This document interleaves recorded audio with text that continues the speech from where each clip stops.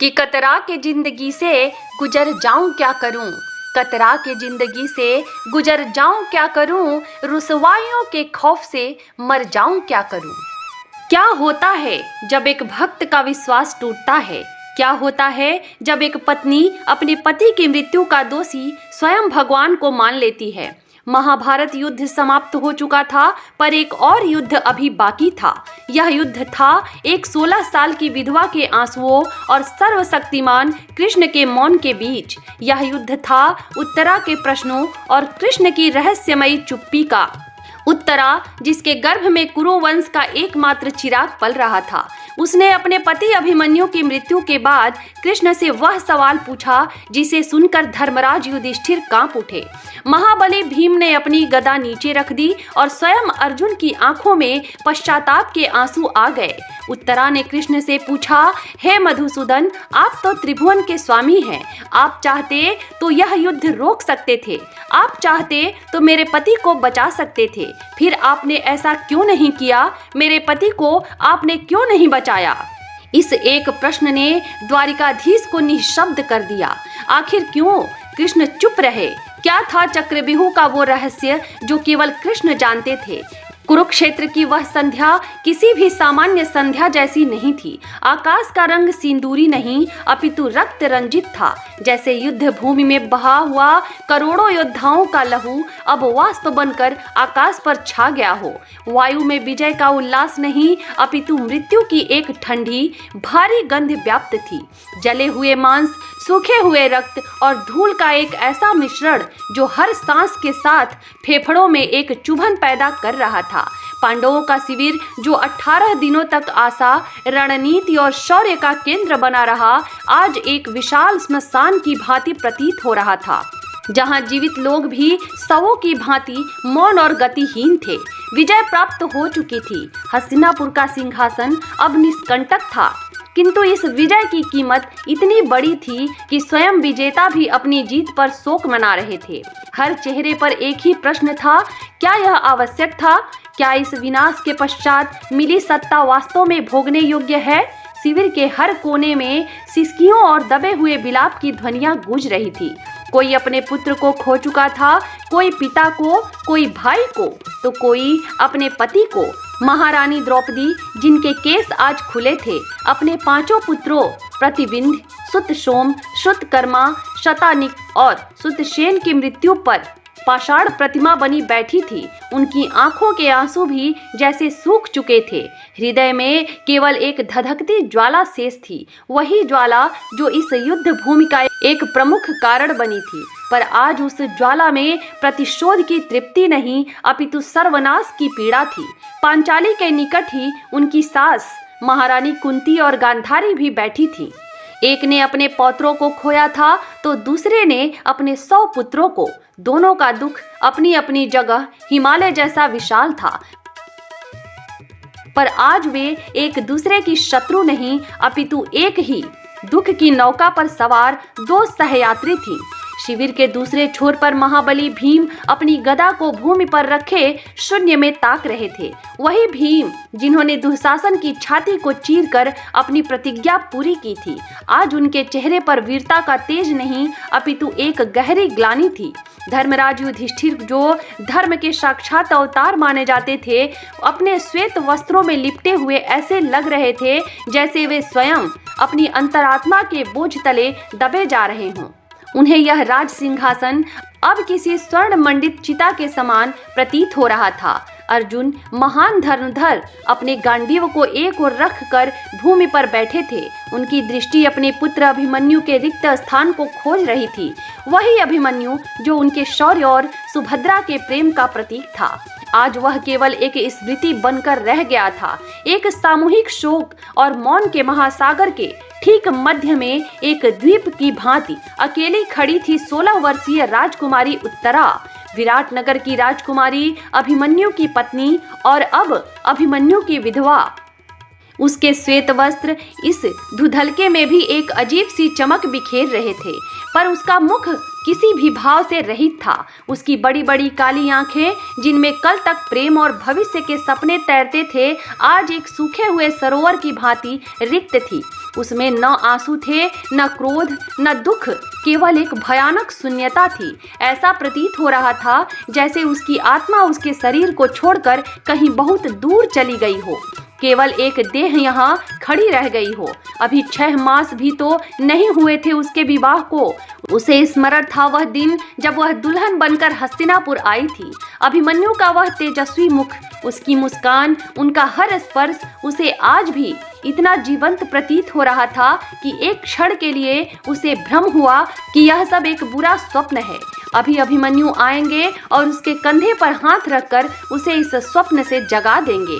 वह कहेंगे, प्रिय उत्तरा, इतना क्यों व्यथित हो? मैं तो यही हूँ तुम्हारे पास। पर यह स्वप्न नहीं था, यह यथार्थ था, एक ऐसा यथार्थ जो किसी भी दुख स्वप्न से अधिक भयावह था। उसका पति, उसका वीर अभिमन्यु अब कभी लौटकर नहीं आएगा। यह विचार जैसे उसके मन में कौंधा, उसके अंदर की शून्यता टूटने लगी और उस शून्यता के स्थान पर एक बवंडर उठने लगा। एक ऐसा बवंडर जिसमें असंख्य प्रश्न थे। क्यों, कैसे, किसने, यह सब क्यों हुआ? वह तो कल 16 वर्ष का था, एक बालक। उसे तो अभी जीवन देखना था, उसे तो अपने पुत्र का मुख देखना था, जो अभी उत्तरा के गर्भ में एक नन्हे से बीज के रूप में पल रहा था। कुरुवंश का एकमात्र भविष्य, इस विचार ने उत्तरा के अंदर एक नई चेतना का संचार किया। यह केवल उसके पति की मृत्यु नहीं थी, यह उसके होने वाले पुत्र के भविष्य की हत्या भी थी। उसे अनाथ बना दिया गया था जन्म लेने से पहले ही। और इस सब का दोषी कौन था? कौन था वह जिसके एक निर्णय पर यह पूरा युद्ध टिका था? कौन था वह जो चाहता तो विनाश को रोक सकता था?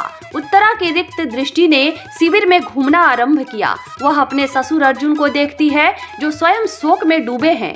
वह अपनी सास सुभद्रा को देखती है जो अपने पुत्र के वियोग में मूर्छित सी पड़ी है। वह धर्मराज युधिष्ठिर को देखती है जो ग्लानि में डूबे हैं। नहीं, इनमें से किसी के पास इसके प्रश्नों का उत्तर नहीं है।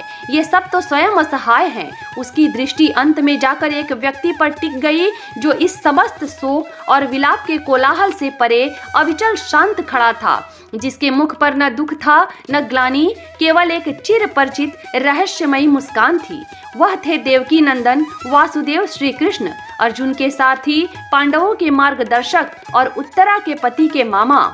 वही कृष्ण जिन्हें वह बचपन से ईश्वर के रूप में पूजती आई थी। वही कृष्ण जिसके चमत्कारों की गाथाएं सुनकर वह बड़ी हुई थी। आज वही कृष्ण उसे किसी मायावी, किसी छलिया, किसी षड्यंत्रकारी से कम नहीं लग रहे थे।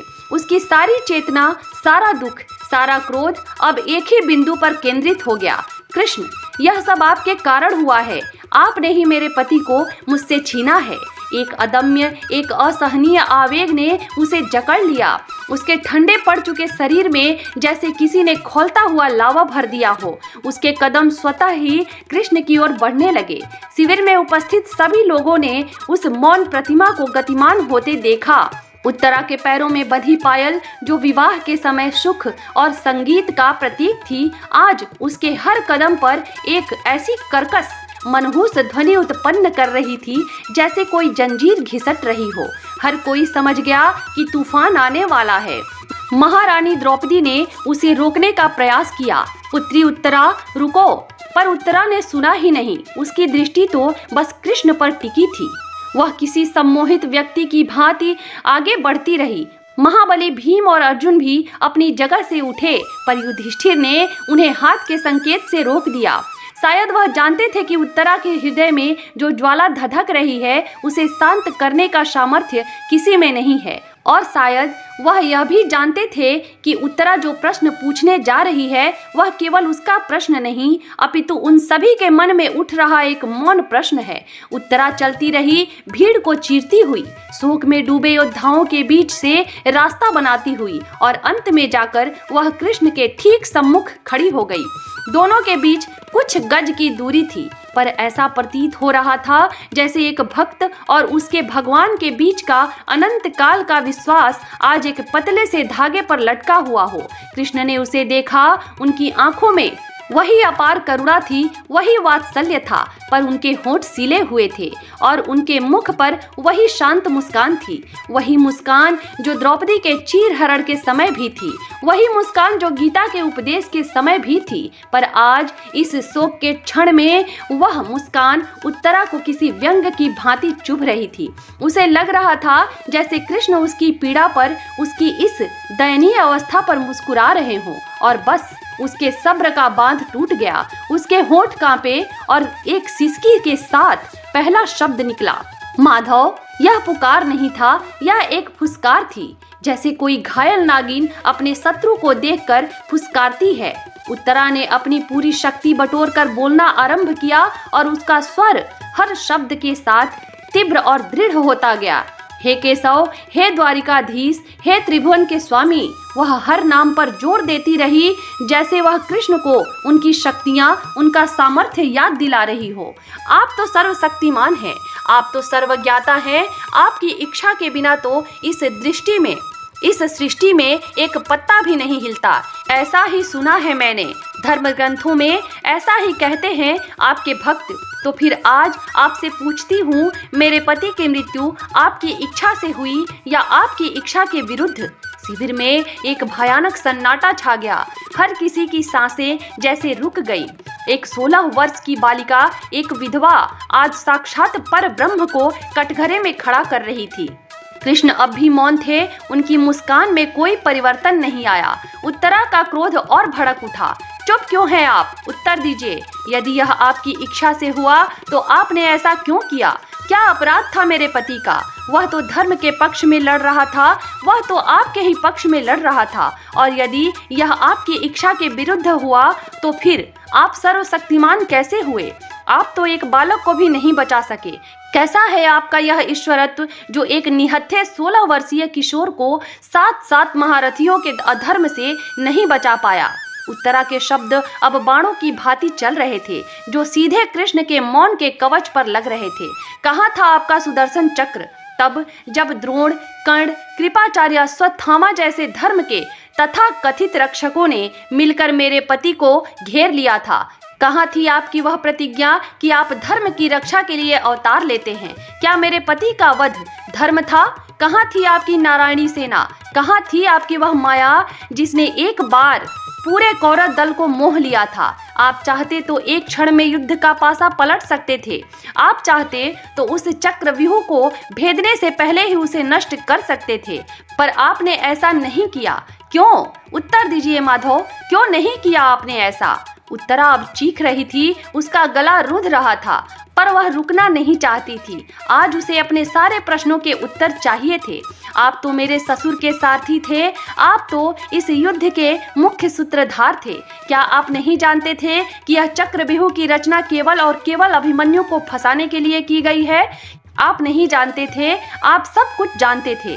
आप ही तो धर्मराज युधिष्ठिर को उस व्यूह में भेजने की अनुमति दी थी, यह कहकर कि अभिमन्यु जाएगा तो कौरव सेना का बहुत नाश करेगा। आपने उसके शौर्य का उपयोग किया, आप उसकी वीरता को अपनी विजय की सीढ़ी बनाया, और जब वह अकेला पड़ गया तो उसे मरने के लिए छोड़ दिया। आपने मेरे पति की बलि चढ़ा दी अपनी इस धर्म स्थापना की बेदी पर। यह आरोप इतना भयानक था कि स्वयं अर्जुन भी सिहर उठे। उन्होंने आगे बढ़कर कहना चाहा, पुत्री ऐसा न कहो कृष्ण, पर उत्तरा ने उन्हें हाथ के इशारे से रोक दिया। नहीं ससुर जी, आज मुझे कोई नहीं रोकेगा। आज मुझे सत्य जानना है। आज इस भक्त और भगवान के रिश्ते का अंतिम निर्णय होकर रहेगा। उसकी दृष्टि पुनः कृष्ण पर स्थिर हो गई। कहते हैं आप तो घट घट की जानते हैं। आप तो यह भी जानते थे कि अभिमन्यु चंद्रदेव के पुत्र वर्चा का अवतार है, जिसे पृथ्वी पर केवल 16 वर्ष का ही जीवन मिला है। आपने इस रहस्य को सबसे छिपा कर रखा। आपने मेरे पिता को भी नहीं बताया, आपने मेरी सास को भी नहीं बताया, और विवाह के समय आपने मुझे भी यह सत्य जानने का अधिकार नहीं दिया। क्यों माधव, क्यों किया यह छल? यदि आप पहले ही बता देते तो शायद यह विवाह ही न होता, शायद आज मैं विधवा न होती। आपने एक ज्ञात मृत्यु के कुएं में मेरे पति को ढकेला और हम सबको धोखे में रखा। क्या यही आपकी लीला है? क्या यही आपका धर्म है? एक 16 वर्ष की लड़की का सुहाग उजाड़कर उसके गर्भ में पल रहे शिशु को जन्म से पहले ही अनाथ बनाकर आप कौन से धर्म की स्थापना कर रहे हैं? उत्तर दीजिए। उत्तरा अब और खड़ी नहीं रह सकी। उसके पैरों ने उसका साथ छोड़ दिया। वह घुटनों के बल कृष्ण के चरणों के पास भूमि पर गिर पड़ी। उसका सारा क्रोध, सारी ऊर्जा अब समाप्त हो चुकी थी। अब केवल दुख का एक अथाह सागर था जो उसकी आंखों से बह निकला।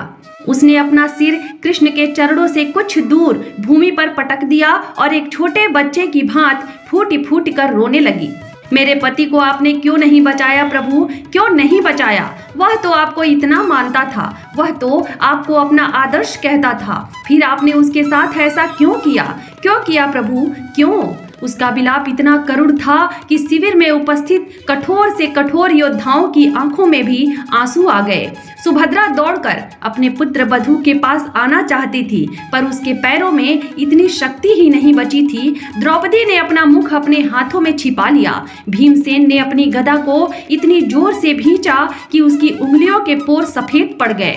अर्जुन की आंखों से अविरल अश्रुधारा बह रही थी। उन्हें उत्तरा के हर शब्द में अपना ही अपराध बोध दिख रहा था। वह स्वयं को कोस रहे थे कि क्यों उन्होंने जयद्रथ को चक्रव्यूह के द्वार पर रोकने का वचन दिया, क्यों वह संसप्तकों के साथ युद्ध में उलझ गए, क्यों वह अपने पुत्र को अकेला छोड़ गए। पर उत्तरा का दुख इन सबसे परे था। उसकी शिकायत किसी मनुष्य से नहीं थी, उसकी शिकायत सीधे उस नियंता से थी, उस ईश्वर से थी जिस पर उसका अखंड विश्वास था, और आज यही विश्वास तार तार हो चुका था। धीरे धीरे उत्तरा के विलाप का स्वर धीमी पड़ने लगा। उसके शरीर की सारी शक्ति समाप्त हो चुकी थी। अब वह रो भी नहीं पा रही थी। बस उसकी हिचकियां और उसकी कांपती हुई देह उसके असहनीय दुख की गवाही दे रही थी। रात्रि का अंधकार और गहरा हो गया था। शिविर में जल रही थी मशालें भी जैसे इसे दुख के वातावरण में अपनी लौ को समेटे हुए थी। पांडव, द्रौपदी, कुंती, सुभद्रा सभी अपनी अपनी जगह पर जड़वत खड़े थे। किसी को समझ नहीं आ रहा था कि इस स्थिति में क्या किया जाए, क्या कहा जाए। आज पहली बार उन्हें कृष्ण की उपस्थिति सांत्वना देने वाली नहीं अपितु भयभीत करने वाली लग रही थी। उनका मौन एक अबूझ पहेली बन गया था, एक ऐसा रहस्यमयी आवरण जिसने उन्हें पूरी तरह से ढक लिया था। क्या वह वास्तव में दोषी हैं? क्या उत्तरा के आरोप सत्य हैं? क्या कृष्ण ने सच में अभिमन्यु की बलि दी है? यह प्रश्न अब हर किसी के मन में कांटों की तरह चुभ रहा था, पर किसी में इतना साहस नहीं था कि वह कृष्ण से यह पूछ सके। यह साहस केवल उत्तरा ने किया था, और अब वह उनके चरणों में एक पराजित योद्धा की भांति पड़ी हुई थी। पर एक और युद्ध अभी शेष था, एक माँ का युद्ध, एक पत्नी का युद्ध, एक भक्त का युद्ध, और इस युद्ध का परिणाम अभी आना बाकी था। इसका निर्णय कृष्ण के मौन के टूटने पर ही होना था। वह सुबह कब होगी जब कृष्ण बोलेंगे? वह क्षण कब आएगा जब इस रहस्य से पर्दा उठेगा? यह जानने के लिए पूरा शिविर और शायद पूरी सृष्टि अपनी सांसें रोके हुए प्रतीक्षा कर रही थी। उत्तरा की चेतना धीरे धीरे लुप्त हो रही थी। दुख और थकान के भार से उसकी आंखें बंद होने लगी, और अचेत होने से ठीक पहले उसे ऐसा प्रतीत हुआ जैसे कृष्ण के शांत मुख पर स्थित मुस्कान किंचित मात्र भी परिवर्तित नहीं हुआ है, और उनकी करुणा भरी आंखों से 2 आंसू ढलक कर भूमि पर गिरे हैं, ठीक उसी स्थान पर जहां उत्तरा का मस्तक टिका हुआ था। पर यह उसका भ्रम था या यथार्थ, यह वह जान न सकी। वह गहन निद्रा में नहीं अपितु दुख की एक गहरी खाई में गिरती चली गई, जहां केवल अंधकार था, और उस अंधकार में एक ही प्रश्न गूंज रहा था, मेरे पति को आपने क्यों नहीं बचाया? क्या कृष्ण का मौन टूटेगा? क्या उत्तरा को उसके हृदय को चीर देने वाले प्रश्नों का उत्तर मिलेगा? क्या कृष्ण का मौन टूटेगा? क्या उत्तरा को उसके हृदय को चीर देने वाले प्रश्नों का उत्तर मिलेगा? चक्रव्यूह की उस योजना का वह कौन सा अनकहा रहस्य था जो अभिमन्यु की वीर गति का कारण बना? और सबसे महत्वपूर्ण, कृष्ण कैसे इस टूटी हुई निराश विधवा को उसके गर्भ में पल रहे कुरुवंश के एकमात्र भविष्य परीक्षित के लिए लड़ने की शक्ति देंगे? कैसे वह उसके आंसुओं को भविष्य की आशा में परिवर्तित करेंगे? रात्रि का अंधकार अपनी पूरी गहनता पर था। पांडवों का शिविर किसी विशालकाय जीव की भांति निश्चेष्ट पड़ा था, जो अपनी ही पीड़ा के भार तले दबकर सो गया हो। उत्तरा कृष्ण के चरणों के समीप भूमि पर अचेत पड़ी थी। उसका मुख पीला पड़ चुका था और उसकी सांसें इतनी धीमी थी कि जीवन का आभास भी मुश्किल से हो पा रहा था। कृष्ण अब भी उसी स्थान पर उसी मुद्रा में खड़े थे। एक शाश्वत स्तंभ की भांति उनकी दृष्टि उत्तरा पर स्थिर थी और उनकी रहस्यमयी मुस्कान अब भी उनके अधरों पर विराजमान थी। किंतु अब उस मुस्कान में व्यंग का लेस मात्र भी नहीं था। उसमें केवल एक गहरी असीम करुणा और वात्सल्य का भाव था, जैसे कोई पिता अपनी मूर्छित पुत्री को देख रहा हो, जो खेल कर थक गई हो और अब विश्राम कर रही हो। रात्रि का प्रत्येक प्रहर बीतता गया। शिविर में जल रहे मशालें एक एक करके बुझती गईं और धीरे धीरे पूर्व दिशा में एक हल्की सी रक्तिम आभा प्रकट होने लगी। यह एक नए दिन का आरंभ था, एक ऐसा सुबह जो अपने साथ केवल प्रकाश ही नहीं अपितु उत्तर भी लेकर आने वाली थी। जैसे ही सूर्य की पहली किरण ने शिविर के ध्वज को स्पर्श किया, कृष्ण हिले। उनके शरीर में एक सूक्ष्म सी गति हुई और उन्होंने अपने स्थान से एक पग आगे बढ़ाया। वह धीरे धीरे चलकर उत्तरा के समीप आए और उसके सिर के पास भूमि पर बैठ गए। उन्होंने अपना दाहिना हाथ उठाया, वही हाथ जिसमें सुदर्शन चक्र का तेज समाया था, वही हाथ जिसने गोवर्धन पर्वत को उठाया था, और उस हाथ को उन्होंने अत्यंत कोमलता से उत्तरा के मस्तक पर रख दिया। उनके स्पर्श में न तो कोई दैवीय चमत्कार का आडंबर था, न ही कोई शक्ति का प्रदर्शन। उसमें केवल एक पिता का स्नेह था, एक गुरु का आशीर्वाद था, एक सखा का दुलार था। कृष्ण के स्पर्श से अनुभव होते ही उत्तरा के अचेत शरीर में चेतना का संचार होने लगा। उसकी पलकें कांपी और उसने धीरे धीरे अपनी आंखें खोली। एक क्षण के लिए उसे समझ नहीं आया कि वह कहाँ है। उसकी दृष्टि धुंधली थी और कानों में अब भी पिछली संध्या का अपना ही करुण विलाप गूंज रहा था। फिर उसकी दृष्टि कृष्ण पर पड़ी, जो उसके ठीक सामने बैठे थे। उसकी आंखें सीधे उसकी आंखों में देख रही थी। पिछली संध्या का सारा क्रोध, सारी पीड़ा, सारे प्रश्न एक साथ उसके मस्तिष्क में कौंध गए। वह उठकर बैठ गई और कृष्ण से दूर हटने का प्रयास किया, जैसे उनके स्पर्श से उसे कोई पीड़ा हुई हो। उसकी आंखों में फिर से अविश्वास और आरोपों की ज्वाला धधकने लगी। वह कुछ कहने के लिए हुई, अपने अधूरे प्रश्नों को फिर से दोहराने के लिए, किंतु इससे पहले कि वह एक भी शब्द बोल पाती, कृष्ण ने अपना मौन तोड़ा। उनकी आवाज किसी बहते हुए झरने की भांति शांत, गहरी और मधुर थी। एक ऐसी आवाज जो हृदय की गहराइयों में उतरकर हर घाव पर मरहम लगा दे। पुत्री उत्तरा, उन्होंने कहा, और इस एक संबोधन में इतना स्नेह और अपनत्व था कि उत्तरा के होंठ खुले के खुले रह गए।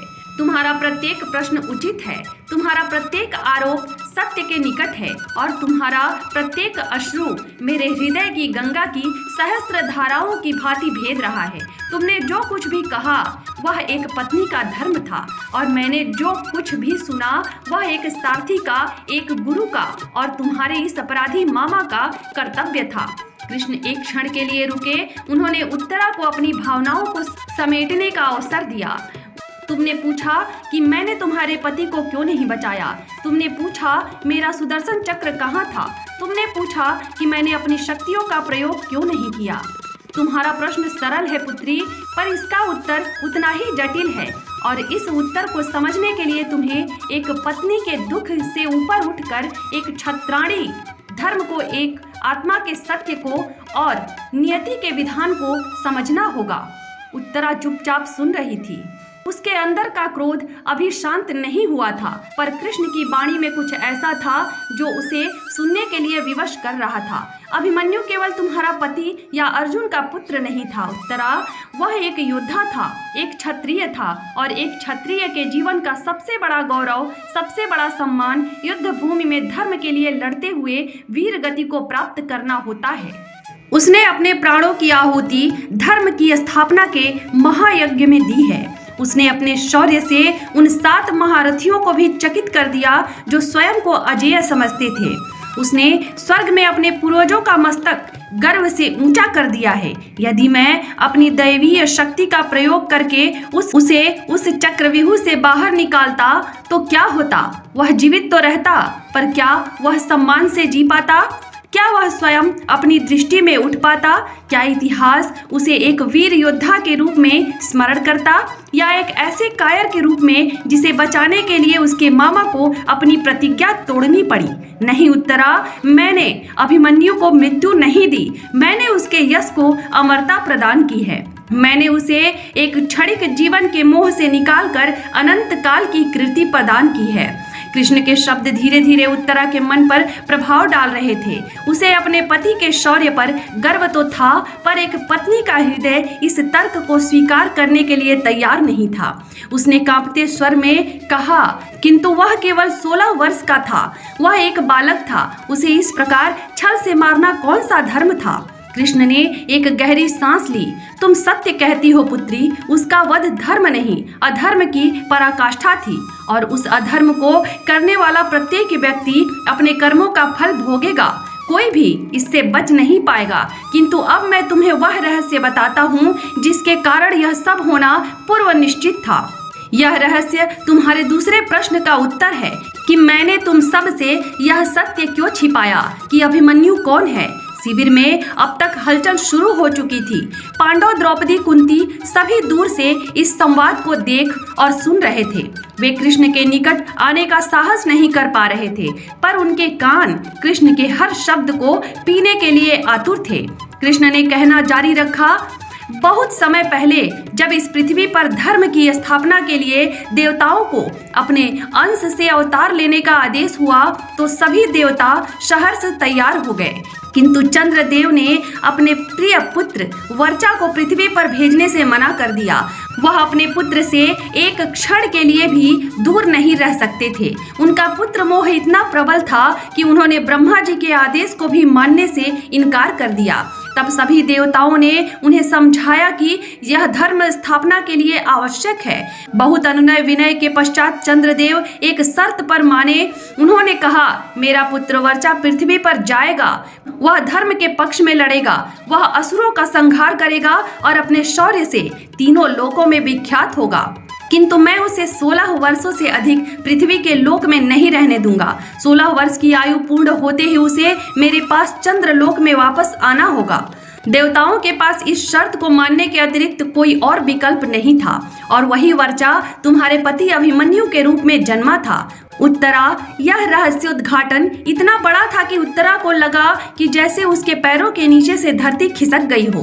तो अभिमन्यु का जीवन केवल 16 वर्षों का ही था। उसकी मृत्यु कोई आकस्मिक घटना नहीं, अपितु एक पूर्व निश्चित सत्य था।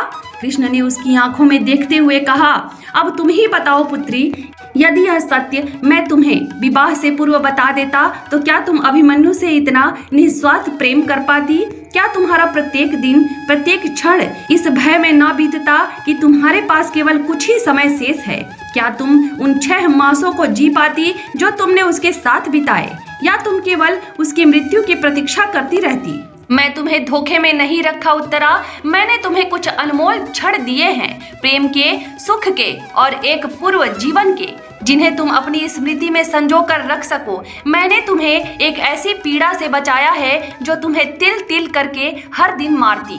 मैंने तुम्हें एक अल्पायु पति की पत्नी होने का दुख नहीं, अपितु एक वीर पत्नी होने का गौरव प्रदान किया है। कृष्ण के इन शब्दों ने उत्तरा के हृदय पर सबसे गहरा प्रभाव डाला। उसे पहली बार लगा कि कृष्ण का निर्णय क्रूरता नहीं अपितु करुणा से भरा हुआ था। उसकी आंखों में आंसू बहने लगे, पर इस बार इन आंसुओं में क्रोध नहीं अपितु एक अजीब सी शांति और स्वीकृति का भाव था। उत्तरा अब भी रो रही थी, पर उसका विलाप अब शांत हो चुका था। वह कृष्ण के तर्कों को, नियति के इस विधान को समझने का प्रयास कर रही थी। उसे अपने पति की मृत्यु का दुख अब भी था और शायद जीवन भर रहेगा, पर अब उसके मन में पर अब उसके मन से वह बोझ उतर गया था कि कृष्ण ने उसे धोखा दिया है या वह उसके पति की मृत्यु के दोषी हैं। उसने सिसकते हुए कहा, हे माधव, मैं अज्ञानी हूँ। मैं आपकी लीलाओं को, इस धर्म और कर्म के विधान को समझने में असमर्थ हूँ। मैं बस इतना जानना चाहती हूँ कि मेरा सर्वस्व लुट गया है, मेरा भविष्य अंधकारमय है, मैं किसके सहारे जीऊंगी, मेरा जीवन अब निरर्थक है। यह कहते हुए उसकी दृष्टि अनजाने में ही अपने उदर पर गई, जहाँ एक नन्हा सा जीवन पल रहा था। कृष्ण की दृष्टि ने उसका अनुसरण किया और उसके मुख पर वही रहस्यमयी मुस्कान और गहरी हो गई। उन्होंने कहा, निरर्थक? तुम्हारा जीवन निरर्थक है उत्तरा? तुम ऐसा कैसे सोच सकती हो? क्या तुम भूल गई कि तुम केवल एक पत्नी ही नहीं, एक माँ भी बनने वाली हो? क्या तुम भूल गई कि तुम्हारे गर्भ में कुरु वंश का एकमात्र दीपक, इस युद्ध के विनाश के पश्चात की एकमात्र आशा पल रही है? उत्तरा ने कांपते हुए कहा, किंतु इस आशा का क्या भविष्य है माधव? इस संसार में आने से पहले ही यह अनाथ हो चुका है और कौन जाने कि इस युद्ध के प्रतिशोध की ज्वाला मेरे इस पुत्र को भी भस्म न कर दे। और जैसे ही उत्तरा ने यह कहा, कृष्ण का मुख गंभीर हो गया, उनकी मुस्कान लुप्त हो गई और उनकी आंखों में एक ऐसा तेज उत्पन्न हुआ जिसे देखकर सूर्य का प्रकाश भी फीका पड़ जाए। उन्होंने एक दृढ़ और लगभग क्रोधित स्वर में कहा, जब तक मैं जीवित हूँ तुम्हारे पुत्र को कोई स्पर्श भी नहीं कर सकता। उत्तरा, कोई नहीं। कृष्ण के इस बदले हुए रूप को देखकर उत्तरा सहम गई। उसे समझ नहीं आया कि उसकी किस बात ने कृष्ण को इतना विचलित कर दिया। कृष्ण ने उसकी मन स्थिति को भांप लिया। उनका स्वर फिर से शांत और गंभीर हो गया। पुत्री, तुमने केवल अपने पति को खोने का दुख देखा है, पर तुमने वह नहीं देखा जो उस दुख के पश्चात घटा। तुमने केवल अभिमन्यु की मृत्यु का सत्य जाना है, पर तुमने इसके पश्चात हुए सबसे बड़े अधर्म और मेरे द्वारा किए गए सबसे बड़े चमत्कार को अभी नहीं जाना है। कृष्ण ने एक क्षण का विराम लिया, जैसे वह उस भयानक स्मृति को फिर से जी रहे हों। जिस रात्रि अश्वत्थामा ने शिविर में घुसकर तुम्हारे 5 भाइयों द्रौपदी के 5 पुत्रों की सोते हुए हत्या की, उस प्रतिशोध की अग्नि में जलते हुए उस कायर ने एक और पाप किया, एक ऐसा पाप जिसे इतिहास कभी क्षमा नहीं करेगा। उसने पांडव वंश को समूल नष्ट करने की प्रतिज्ञा लेकर ब्रह्मास्त्र का संधान किया और उसकी दिशा तुम्हारे गर्भ की ओर कर दी। यह सुनते ही उत्तरा के मुख से एक भयभीत चीख निकल गई। उसके हाथ स्वतः ही अपने पेट पर चले गए, जैसे वह अपने शिशु को किसी अदृश्य खतरे से बचाना चाहती हो। शिविर में जो लोग इस संवाद को सुन रहे थे, वे भी भय और क्रोध से कांप उठे। अर्जुन ने अपने गांडीव को उठा लिया। भीम की गदा कांपने लगी। यह एक ऐसा सत्य था जिसे वे भी नहीं जानते थे। कृष्ण ने कहना जारी रखा, वह ब्रह्मास्त्र जिसे चलाना तो कई जानते थे, पर लौटाना कोई नहीं। तुम्हारे गर्भ में पल रहे उस निर्दोष अजन्मे शिशु को भस्म करने के लिए आ रहा था। उस समय तुम गहन निद्रा में थी, तुम्हें कुछ भी ज्ञात नहीं था, पर मैंने उस प्रलय को तुम्हारी ओर आते हुए देखा और उसी क्षण मैंने अपनी प्रतिज्ञा को पुनः स्मरण किया, जो मैंने गीता में अर्जुन को दी थी। परित्राणाय साधूनां विनाशाय च दुष्टकृतां धर्म संस्थापनार्थाय संभवामि युगे युगे। कृष्ण की आवाज में एक दैवीय गूंज थी। मैंने अपने योग बल से एक सूक्ष्म रूप धारण किया और तुम्हारे गर्भ में प्रवेश किया। वह ब्रह्मास्त्र की अग्नि जब तुम्हारे गर्भ तक पहुंची, तो मैंने अपने सुदर्शन चक्र को उसके और तुम्हारे शिशु के बीच स्थापित कर दिया। मेरे सुदर्शन ने उस ब्रह्मास्त्र की समस्त ऊर्जा को, समस्त ताप को, समस्त विनाश को स्वयं में सोख लिया और तुम्हारे पुत्र को, कुरुवंश के भविष्य को एक खरोच भी नहीं आने दी। वह ब्रह्मास्त्र के तेज से कुछ क्षण के लिए परीक्षित अर्थात झुलस अवश्य गया था, इसलिए उसका नाम परीक्षित होगा, किंतु वह जीवित है उत्तरा, वह पूर्ण रूप से सुरक्षित है। यह रहस्योद्घाटन इतना चमत्कारी और इतना भयानक था कि उत्तरा कुछ बोल ही नहीं सकी। उसकी आंखों से आंसुओं की एक नई धारा बह निकली, पर यह दुख या क्रोध के आंसू नहीं थे, यह कृतज्ञता के, आश्चर्य के और अपने ईश्वर के प्रति असीम भक्ति के आंसू थे। उसे अब समझ आया कि कृष्ण ने उसके पति को क्यों नहीं बचाया, क्योंकि वह नियति से बंधे थे। पर उन्होंने उसके पुत्र को बचाया क्योंकि वह धर्म से बंधे थे। उन्होंने एक जीवन की पूर्व निश्चित समाप्ति को स्वीकार किया, पर एक वंश के भविष्य को बचाने के लिए उन्होंने प्रकृति के नियमों के विरुद्ध जाकर, ब्रह्मास्त्र के विधान के विरुद्ध जाकर एक चमत्कार किया। उत्तरा अब और स्वयं को रोक नहीं सकी। वह कृष्ण के चरणों में गिर पड़ी और इस बार उसका सिर भूमि पर नहीं अपितु सीधे कृष्ण के चरणों पर था। उसने उनके चरणों को अपने आंसुओं से धो दिया। प्रभु, मुझे क्षमा कर दीजिए, मैं कितनी अज्ञानी, कितनी मूर्ख हूँ। मैंने आप पर आरोप लगाए, मैंने आपके प्रेम पर संदेह किया। मुझे क्षमा कीजिए माधव, मुझे क्षमा कर दीजिए। कृष्ण ने उसे बड़े स्नेह से उठाया और उसके सिर पर हाथ फेरते हुए कहा, इसमें तुम्हारा कोई दोष नहीं है पुत्री। यह एक पत्नी का, एक माँ का स्वाभाविक दुख था, पर अब इस दुख से बाहर निकलो। अब रोने का समय नहीं है, अब अपने कर्तव्य को पहचानने का समय है। अभिमन्यु ने अपना कर्तव्य निभाया, मैंने अपना कर्तव्य निभाया, और अब तुम्हें अपना कर्तव्य निभाना है। उत्तरा ने प्रश्नवाचक दृष्टि से कृष्ण की ओर देखा। कृष्ण ने उसके गर्भ की ओर संकेत करते हुए कहा, यह अब तुम्हारा कर्तव्य है। यह केवल तुम्हारा पुत्र नहीं अपितु इस पूरी पृथ्वी का भविष्य है। इस युद्ध के पश्चात जो निराशा और अंधकार छा गया है, उसमें यह आशा का एकमात्र सूर्य बनकर उदित होगा। तुम्हें इसके लिए जीना होगा, तुम्हें इसे धर्म और ज्ञान की शिक्षा देनी होगी। तुम्हें इसे एक ऐसा राजा बनाना होगा जो अपने पिता के शौर्य और अपने पर पितामहों के धर्म का पालन करे। बोलो उत्तरा, क्या तुम अपने इस कर्तव्य को निभाओगी? क्या तुम एक वीर की पत्नी और एक भावी चक्रवर्ती सम्राट की मां होने का गौरव संभालोगी?